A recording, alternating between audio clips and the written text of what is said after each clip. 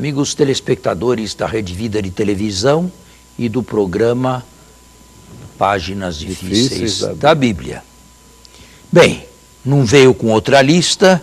Não. Então, podemos continuar o programa da Carta aos Hebreus. Certo. Nós vamos aqui... de onde paramos. Capítulo 8, vamos dar sequência ao capítulo 8. Uma alusão prévia.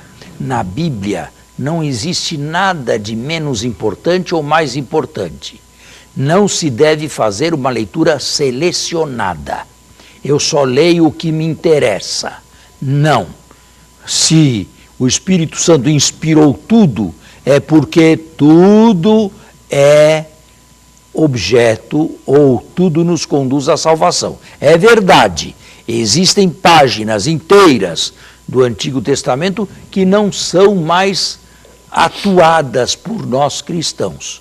Mas nem essas páginas a igreja jamais arrancou da Bíblia. Sempre as considera. Apesar das ideias contrárias de Marcião.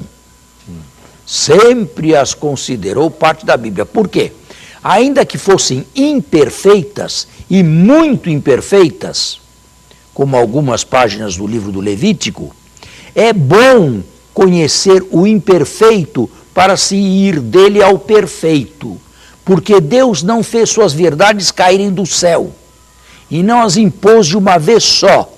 Ele foi respeitando a história humana e foi dando sentido à história humana, e foi caminhando com a história humana, e se fez lento quando a história humana caminhava lentamente.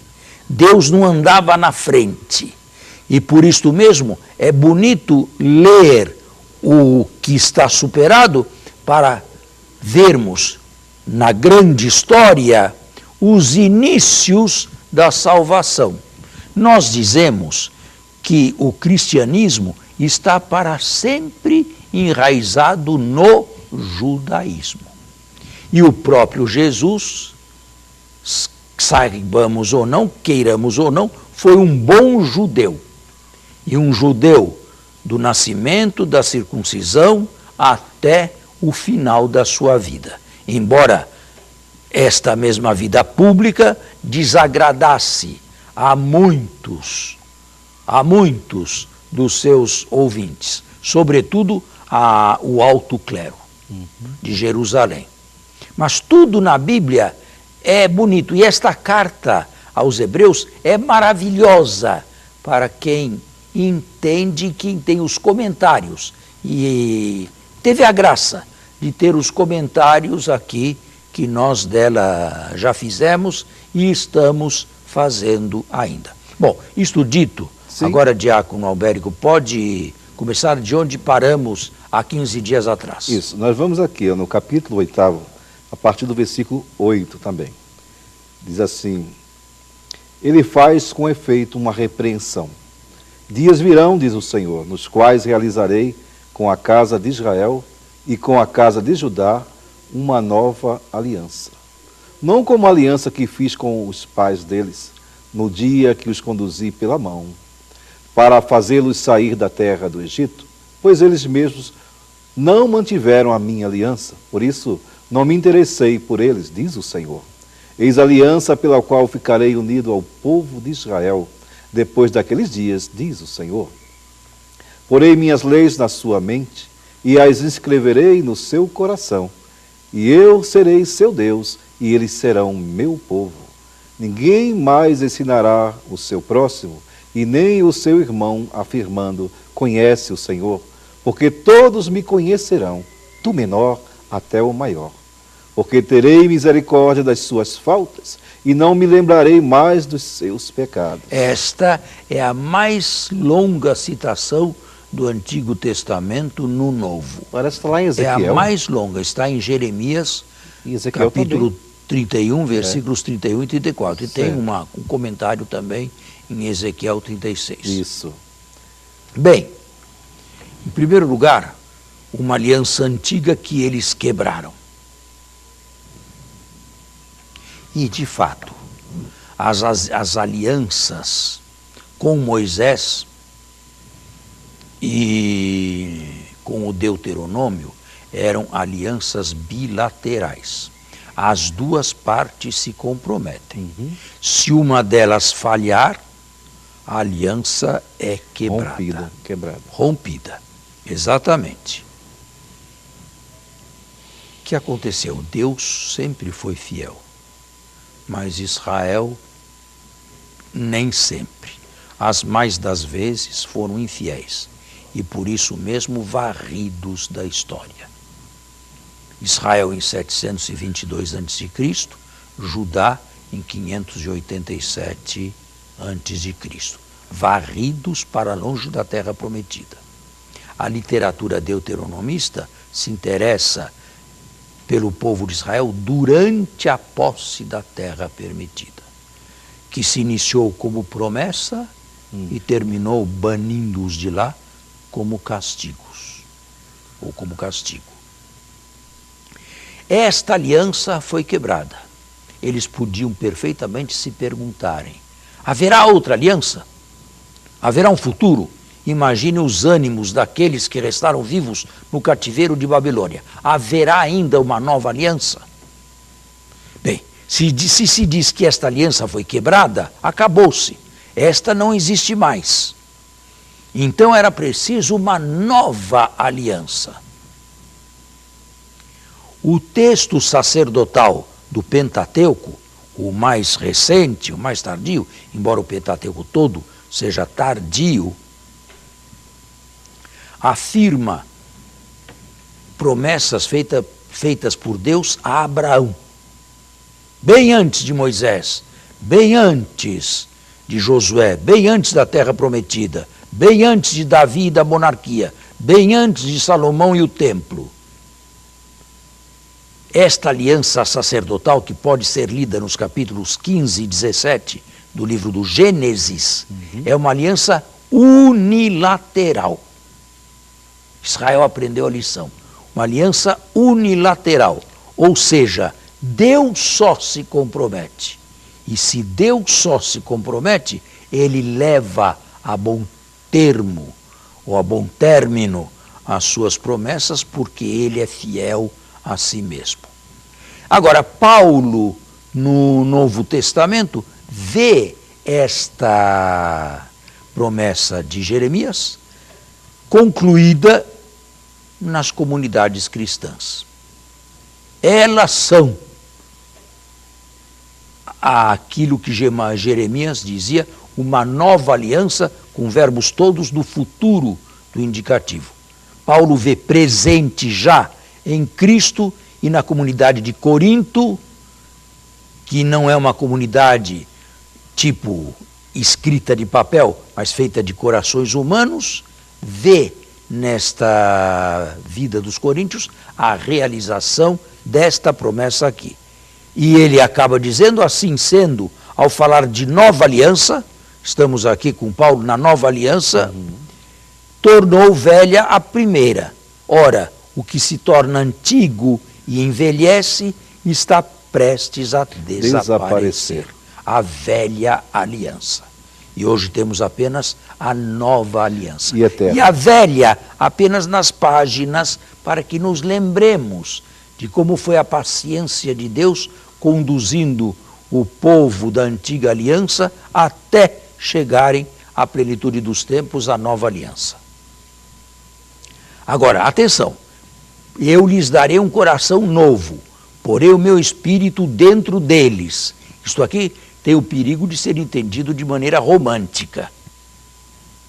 E não é desta maneira que se deve entender. Como se ninguém tivesse compromisso. Colocar, Deus, um coração novo, retirando o velho, requer obediência, requer docilidade, requer provação, requer vicissitudes, requer, talvez, perseguição, uma série de coisas que nós não imaginamos a primeira vez que se tenha. Nós pensamos num fato romântico, de Deus me limpar, me cancelar imediatamente por dentro e eu me virar santo num piscar de olhos. Isto não é escrito aqui, isto não está escrito aqui e isto não se dá. Deus dá um coração novo, sim, mas destruindo o velho. E todo o crescimento, o diácono e telespectador, supõe um corte com a fase anterior.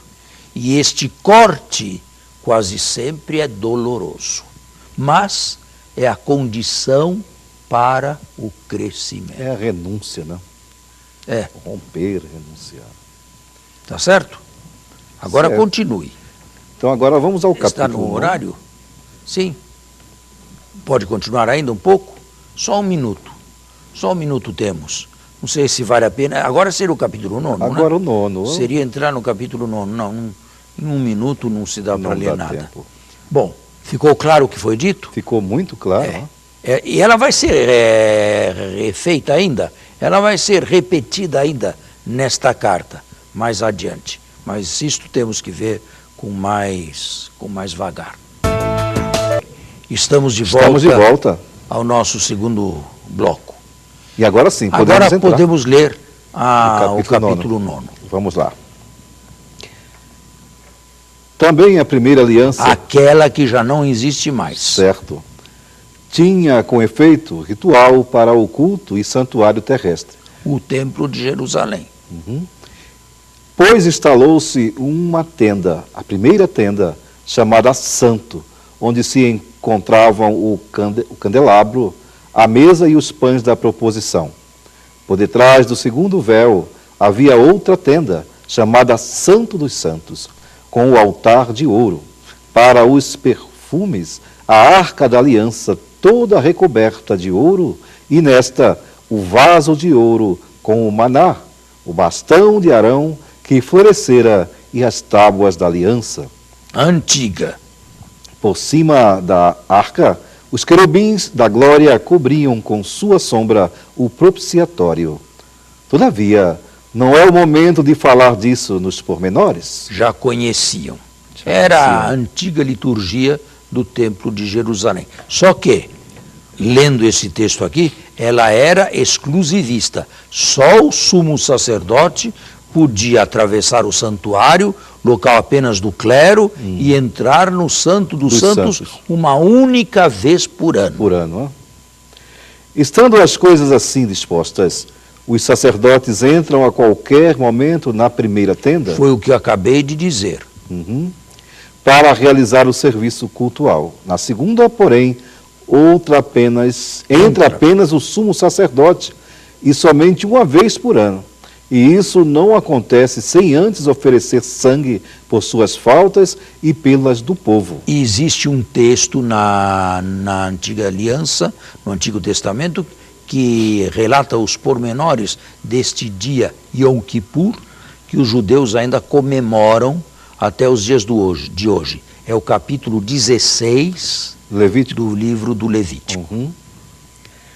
O Espírito Santo quis mostrar com isso que o caminho do santuário não está aberto enquanto existia a primeira tenda. Isso é, não está aberto para quem? Para todos. Para nenhum de nós. Para nenhum. Para nenhum. Só o sumo sacerdote uma vez por ano, no dia do Yom Kippur. Só ele podia entrar. Se imaginava que entrasse na intimidade de Deus, mas Deus habita aquele quartinho lá. O Altíssimo não habita em casas feitas por mãos humanas. Mas tudo isso foi pedagogia, né? Isso foi pedagogia, mas pedagogia temporária. Certo. Continua? Continua. Há nisso um símbolo para o tempo de agora, pois naquele regime apresentam-se oferendas e sacrifícios sem eficácia para aperfeiçoar a consciência de quem presta o culto. Bom, sacrifícios sem eficácia, por quê?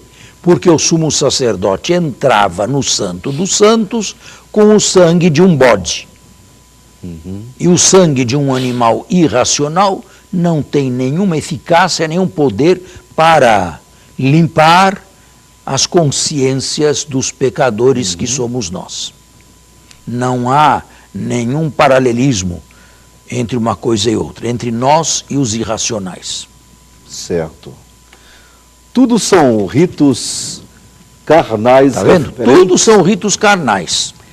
referentes apenas aos alimentos, às bebidas, às abluções diversas e impostos somente até o tempo da correção. Que é, segundo Paulo, a plenitude dos tempos. Cristo, porém... Agora vem a aplicação a Cristo. Cristo, porém, veio como sumo sacerdote dos bens vindouros. Ele atravessou uma tenda maior e mais perfeita. Ah, bem. Qual é esta tenda maior e mais perfeita que o Cristo atravessou? A dele mesmo? O seu corpo ressuscitado. E por que ela é maior? Porque nela cabemos todos.